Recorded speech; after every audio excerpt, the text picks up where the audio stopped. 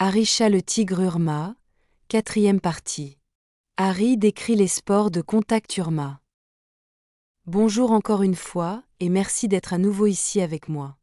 J'espère que vous allez très bien aujourd'hui. Je suis Marie. Cette information peut être perçue comme de la science-fiction ou selon la façon dont le spectateur le voit le mieux, et je la publie uniquement à des fins de divertissement. Pourtant, je prends mes informations très au sérieux et elles s'adressent à ceux qui ont des yeux pour voir.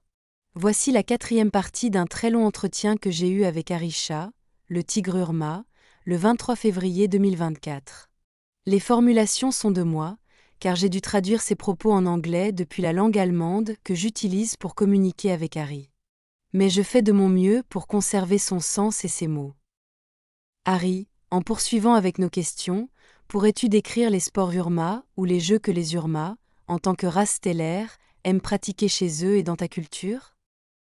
Nous aimons beaucoup jouer au Forge. C'est un jeu avec plusieurs variantes.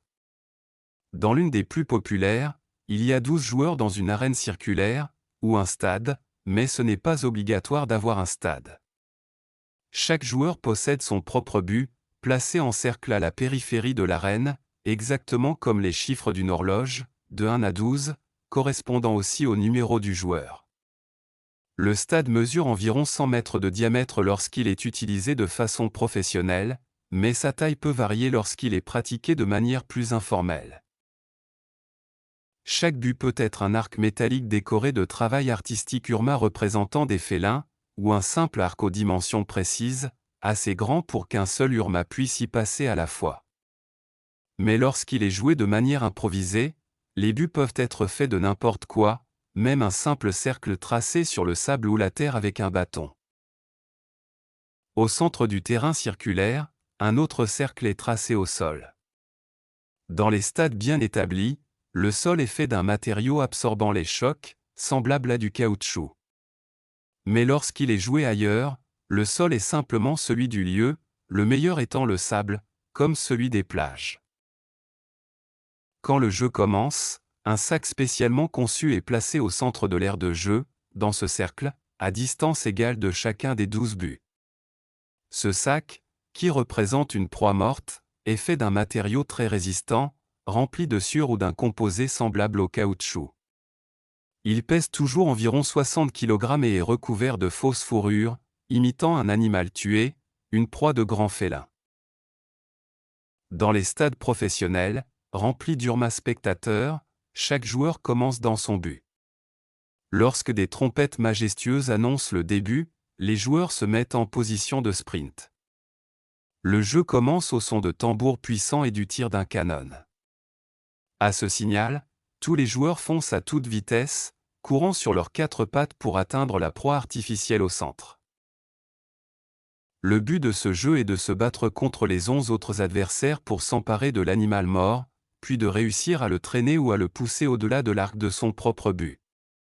Celui qui y parvient gagne. Comme tu peux l'imaginer, c'est un jeu extrêmement violent, mais les Urma l'adorent. Comme dans tous les jeux, certaines règles doivent être respectées. Les griffes et les crocs ne peuvent pas être utilisés contre les autres joueurs. On ne peut pas mordre la tête de l'adversaire, ni transporter la proie avec ses dents. Cette dernière règle existe car trop d'Urma y ont perdu des crocs. Autre règle, les mâles et les femelles ne peuvent pas jouer ensemble, en raison de la grande différence de taille et de force. De même, les sous-espèces ne peuvent pas s'affronter entre elles, pour les mêmes raisons. On ne met donc pas des léopards et des panthères face à des lions et des tigres, car ce serait trop déséquilibré. En pratique, ce jeu est presque exclusivement joué par des mâles Urma, les lions et les tigres étant ceux qui excellent le plus grâce à leur masse et leur puissance. Les joueurs portent des protections, surtout sur les zones vulnérables comme le ventre et le cou. C'est une sorte de gilet blindé en cuir rembourré avec des renforts en caoutchouc. Il est souvent décoré par chaque joueur, qui choisit ses couleurs et emblèmes. Une muselière protectrice est également portée pour éviter de perdre des crocs, car c'est l'accident le plus courant. Est-ce pour cela qu'il te manque le bout d'un croc, Harry? Non, ça c'était une bêtise. J'ai cassé le bout en sautant du haut d'un mur sur un sol dur. J'ai mal calculé mon poids et j'ai atterri sur la bouche quand j'étais jeune. Comme je le disais, ce jeu est adoré par tous chez nous, car il permet de décharger notre rage et notre besoin constant d'action. Oui, il est très violent et peut causer des blessures, car les joueurs se battent de toute leur force pour la proie artificielle. Ils utilisent aussi leurs pattes arrière pour projeter leurs adversaires, une manœuvre très courante qui envoie valser l'autre félin. Même les chats domestiques utilisent cette technique en se battant entre eux. Il existe de nombreuses variantes. Par exemple, en petit comité, il peut être joué seulement à deux. Une variante inverse consiste à essayer de placer la proie artificielle au centre du cercle, tandis que les autres tentent d'empêcher cela. Mais cette version finit toujours par un énorme tas de félins se battant au centre, et il est presque impossible de déterminer qui a placé la proie en premier. Dans ces parties, la proie artificielle finit souvent en lambeaux avant la fin. Quand cela arrive, l'arbitre arrête le jeu quelques minutes, une équipe nettoie et remplace la proie, pendant que les joueurs boivent de l'eau, se reposent et soignent leurs blessures. Puis les tambours reprennent, le canon tire, et les félins repartent à l'assaut.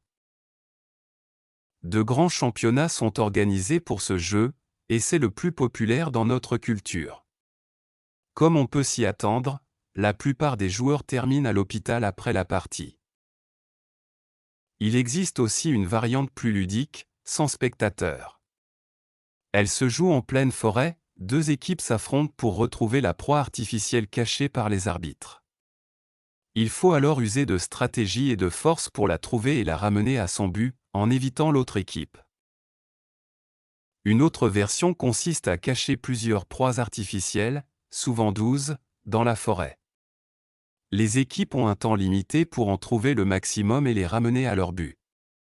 Cela exige stratégie, ruse et même de fausses proies fabriquées avec des troncs de bois pour tromper l'équipe adverse.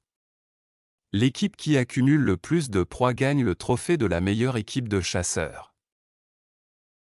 Merci Harry d'avoir décrit certains des jeux les plus populaires des Urma.